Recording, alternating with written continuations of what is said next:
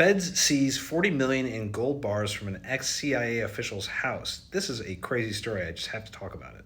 First reported by the New York Times, and this is from USA Today, but former senior executive service employee David Rush was arrested on a theft of public money charge after FBI agents seized 303 gold bars valued at over 40 million, $2 million in cash, and luxury watches from his Virginia home, while an internal CIA probe flagged possible legal violations. And this story just gets crazier the more you look into it, because the only reason why he was caught was because he had initially put in for a large request of gold bars for basically what amounted to a CIA operation. And so he was required to store these gold bars in a room inside the agency. And when they went to inventory the room, they found it basically empty, which prompted the investigation.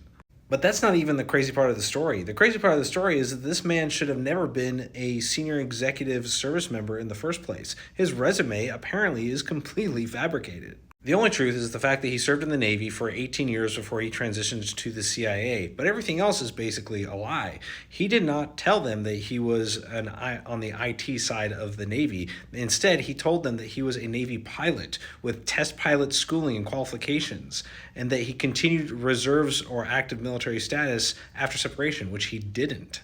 He claimed he had degrees from Clemson University and this name that I can't pronounce, and when he didn't, and he used these degrees and fabrications of a higher rank to move right into a senior executive service level role in the CIA with a top level security clearance. That's TS/SCI security clearance.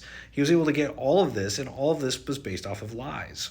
And just for clarity, the SES level is the equivalent of being a general. So, like, he was able to go from being in the IT in the Navy at what rank I don't know, to fabricating his entire background and get accepted into the SES rankings of the CIA. The vetting process clearly failed, and it's a surprise, especially being the fact that this was the CIA. The initial start of getting a top secret security clearance is to fill out your SF-86, and then they do an extensive background check. It's assigned to various agents around the country. They go back 10, 20 years into your background. They talk to employers, neighbors, family members. They get an entire holistic picture of your background. They check your finances, and there's an entire criteria to basically paint a picture of who you are as a person, and that clearly wasn't done here. I have to wonder what his investigation record looks like, because it's probably empty, maybe. This is insane to me. But then, to add insult to injury, every 5 years you have to get a reinvestigation done on your clearance. So he had a reinvestigation on his clearance at least 3 additional times. So who knows how he was able to fabricate this story, but it's straight out of the movies, and I wouldn't be surprised if they make a movie about this.